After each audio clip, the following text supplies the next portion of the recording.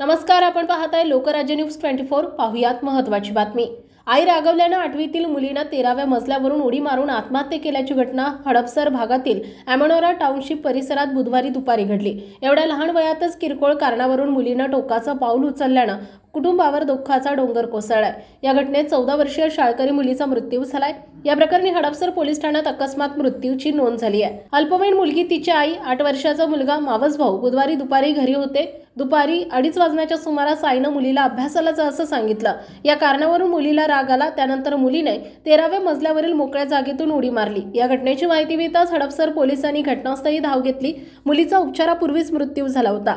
अल्पवयीन मुलीने आत्महत्या केल्याचा प्रकार उघडकीस आल्यानंतर रहिवाशांनी हळहळ व्यक्त केली आहे। सोशल मीडियाच्या आहारी गेल्याने शाळकरी मुले विचित्र वागू लागली आहेत। किरकोळ कारणावरून जीवन संपवण्याच्या घटनांमध्ये वाढ होताना दिसतेय। मुलांना सद्यस्थितीमध्ये पालक, शिक्षक कोणाचाही धाक नसल्याचं अशा घटनांमधून उघड झालंय।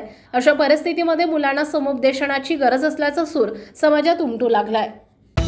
महाराष्ट्रातील महत्त्वाच्या आणि ताज्या बातम्या पाहण्यासाठी आजच आमच्या लोकराज्य न्यूज 24 न्यूज चॅनलला YouTube वर सबस्क्राइब करा आणि बेल आयकॉन प्रेस करा।